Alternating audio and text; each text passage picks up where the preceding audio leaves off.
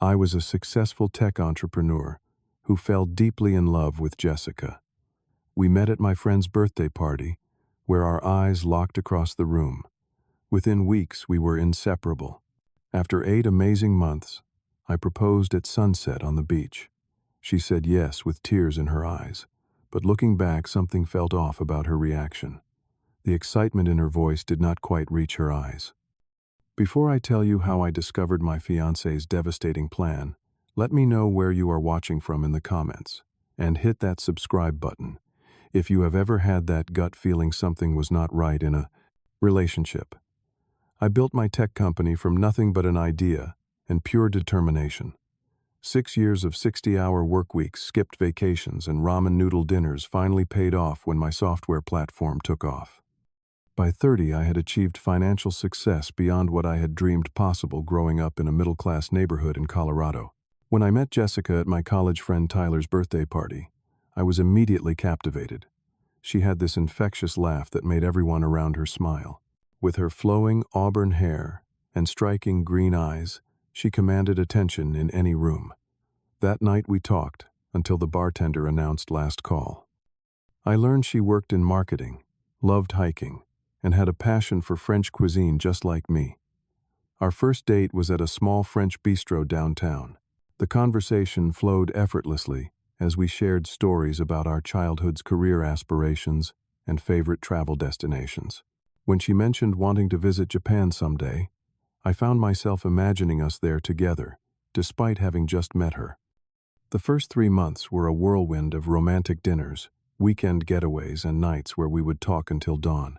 Jessica seemed genuinely interested in my work, asking thoughtful questions about my business and offering marketing insights that were actually valuable. When I told her about my difficult childhood with parents who divorced bitterly when I was 12, she held my hand and said all the right things. I believed I had found someone who truly understood me.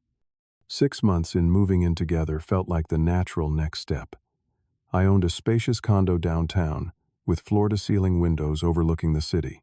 Jessica moved in with surprising ease, bringing only 2 suitcases of clothes and a few personal items. In hindsight, this should have been a red flag.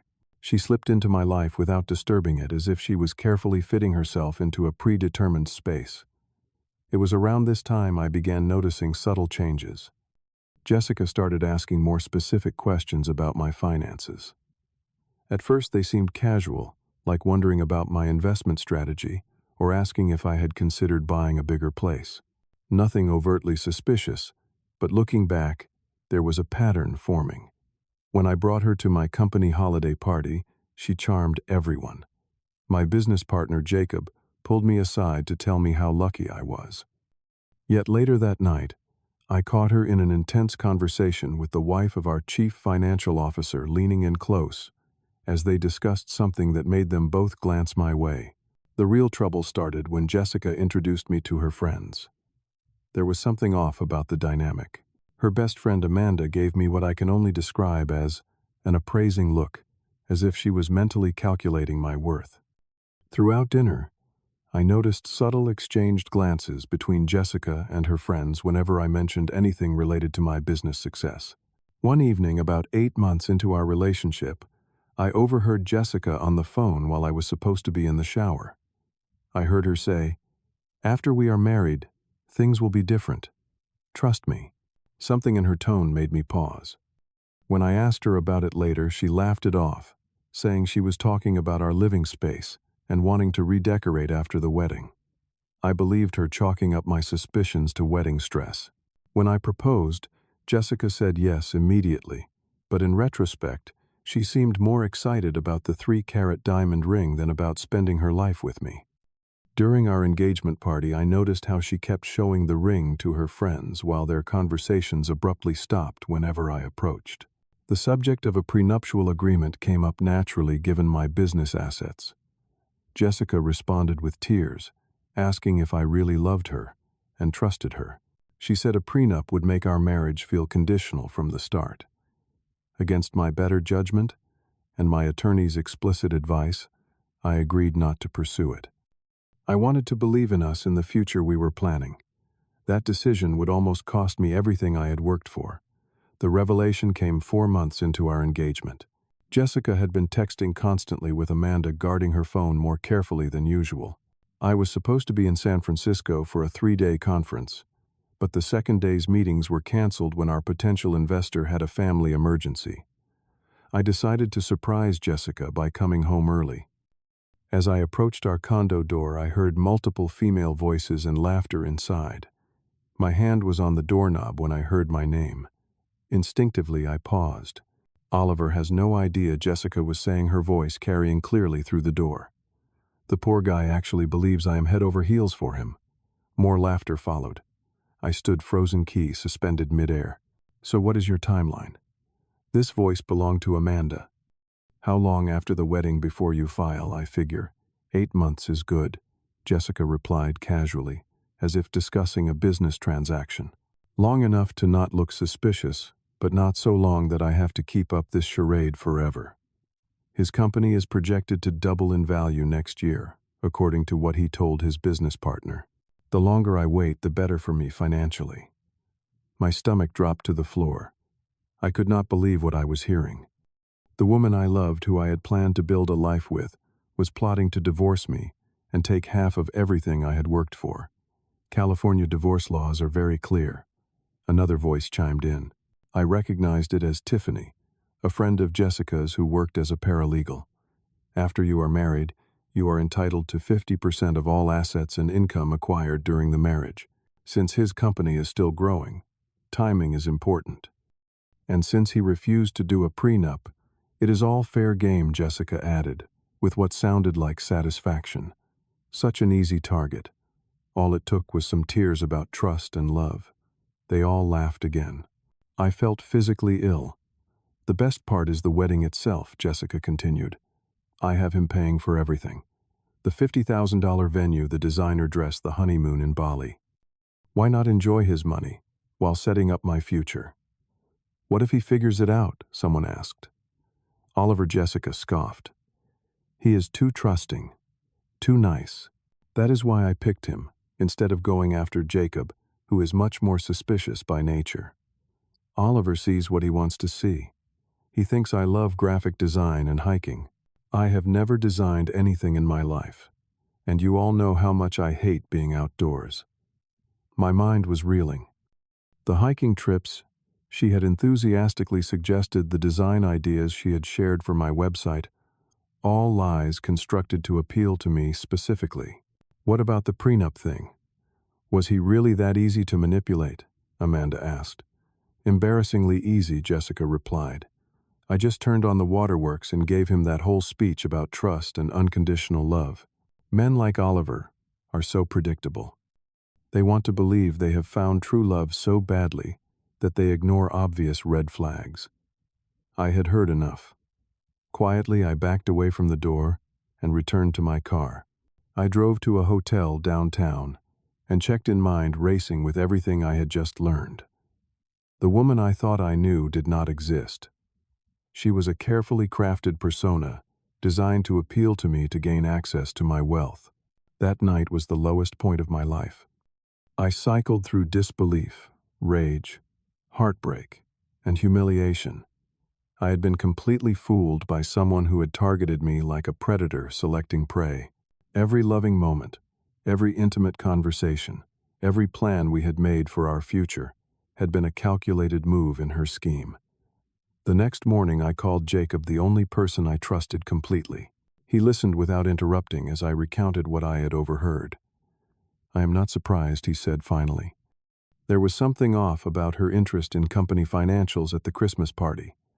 I should have said something. What do I do now? I asked, feeling lost. You call Dave, Jacob said firmly, referring to our corporate attorney. Right now, before you confront her or do anything else. That afternoon I sat in Dave's office explaining the situation. His face remained professionally neutral, but I could see concern in his eyes. You are lucky. You found out before the wedding, he said. But we need to be strategic about how you handle this. California is a community property state, so anything acquired during the marriage would indeed be split equally in a divorce, regardless of who earned it. So what are my options? I asked. Dave leaned forward. If you simply break off the engagement, you walk away clean legally. But from what you have told me, Jessica seems like the type to cause problems. She might make false accusations or try to damage your reputation out of spite. He was right. Simply ending things would be emotionally satisfying but potentially disastrous in other ways. I needed proof and protection. The other option, Dave continued, is to gather evidence of her intentions while protecting your assets, then confront her with irrefutable proof. This would give you leverage if she tries to retaliate. As Dave outlined a plan, I felt a strange calm, replacing my initial shock. I was no longer just a victim. I was taking back control. The next several weeks required the acting performance of my life. I returned home that evening, greeted Jessica with a kiss, and pretended everything was normal. When she asked about my trip, I lied smoothly about meetings that never happened while studying her face, now seeing the calculation behind her smile. The first step in Dave's plan was to protect my most vulnerable assets. California law would not allow me to simply hide money, but there were legal ways to safeguard certain assets. I created a new limited liability company and transferred some intellectual property into it, with proper documentation and fair market compensation to my existing company. We also accelerated some business decisions that would have tax implications beneficial to me in case of a future divorce. Meanwhile, I needed evidence. California is a two-party consent state for recordings, meaning I could not legally record Jessica without her knowledge. However, this did not apply to public places. When we went out with her friends, I would excuse myself to the bathroom and leave my phone recording on the table. Several times their conversations shifted to financial topics when they thought I was out of earshot. I also installed security cameras in our condo for safety reasons. Jessica actually encouraged this, not realizing that the system I chose recorded audio as well as video in the common areas. Since it was my property and I had notified her of the cameras, the recordings would be admissible if ever needed legally. As the wedding date approached, Jessica became more demanding about wedding details. The venue she had initially suggested suddenly was not good enough. She found another location that cost nearly twice as much. The dress budget doubled. The honeymoon she was planning now included first-class flights and private villas. "Nothing but the best for us, right?" she would say, kissing me while her hand casually rested on my credit card as she made another extravagant purchase. I agreed to everything, each excessive demand further confirming what I already knew. To explain the increased spending to friends and family, Jessica crafted a narrative about my business having a record quarter, which was actually true, though she had no way of knowing that, since I had stopped sharing financial details with her. One evening, Jessica invited Amanda and Tiffany over for drinks. I made sure to be extra attentive, mixing their cocktails strong and keeping them flowing. As the alcohol loosened their inhibitions, their conversation became less guarded. "So has Oliver mentioned any special wedding gifts?" Amanda asked with a knowing smirk when I was supposedly out of earshot in the kitchen. "I have been dropping hints about that vacation property in Lake Tahoe," Jessica replied. "Once it is in both our names, it becomes marital property. Prime real estate appreciates nicely." I had never mentioned any interest in Lake Tahoe property. She must have found the saved search on my computer, where I had been casually browsing vacation homes months ago. Another piece of the puzzle fell into place when I confronted Amanda directly. I ran into her accidentally at the coffee shop she frequented every morning. After some small talk, I mentioned casually that Jessica seemed stressed about wedding planning. "She just wants everything to be perfect," Amanda said, avoiding eye contact. "This is a big step for her." "For us both," I corrected. "Though sometimes I wonder if she is more excited about the wedding than the marriage." Amanda looked uncomfortable. "What do you mean, just that she seems so focused on the event itself? The dress, the venue, the photos. I wonder if she has thought about what comes after." Amanda took a sip of her coffee, clearly choosing her words carefully. "Jessica knows what she wants. She always has." "And what is that?" A moment of hesitation crossed her face. "Security, I guess. The same thing everyone wants. Financial security, specifically," I pressed. Amanda's eyes widened slightly. "Look, I should not be talking about this. Jessica is my friend, and I am her fiancé. If there is something I should know before I marry her, now would be the time to tell me." Amanda stared at me for a long moment before sighing. Jessica has always been strategic about relationships. Before you, she was seeing this guy from a wealthy family, but he was too controlled by his parents. Then there was the doctor, but his divorce meant child support payments cutting into his income. She paused. You were the total package. Self-made, generous, no complications. Strategic, I repeated. Interesting choice of word for someone selecting a life partner. Amanda looked genuinely uncomfortable now. I should go. I have said too much already. As she gathered her things, I added, just so you know, Amanda, if someone were knowingly participating in a scheme to commit fraud or extortion, they could be considered an accessory. The color drained from her face. I do not know what you are talking about. I think you do. And I think we will be having another conversation soon. As wedding preparations continued, I discovered Jessica had been quietly siphoning money from our shared household account into a separate account in her name only. Not large amounts that I would notice immediately, but consistent transfers disguised as various expenses.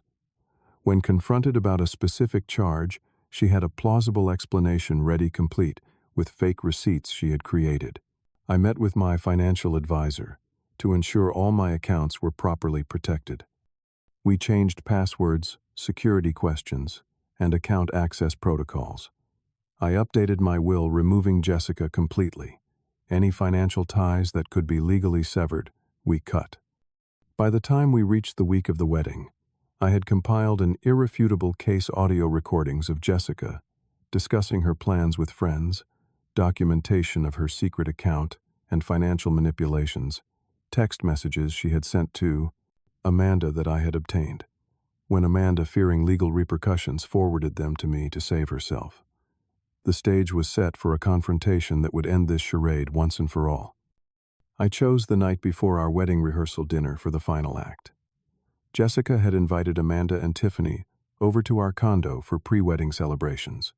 I told Jessica I had a surprise for all of them and asked them to meet me at a private dining room at an upscale restaurant downtown instead. When they arrived, champagne was waiting. Jessica looked genuinely happy as she kissed me, perhaps already mentally calculating the value of the jewelry she assumed I was about to give her as a wedding gift. I wanted to gather everyone here because tomorrow marks the beginning of a new chapter. I began raising my glass, and I believe in starting new chapters with complete honesty. Jessica smiled, clinking her glass against mine. To honesty, she echoed. Yes, honesty. I agreed, setting down my glass. So let me be honest now. I pulled out my phone and pressed play. Jessica's voice filled the room. Oliver has no idea. The poor guy actually believes I am head over heels for him. The color drained from her face as the recording continued, revealing their entire conversation about the divorce timeline, asset division, and her true feelings about me.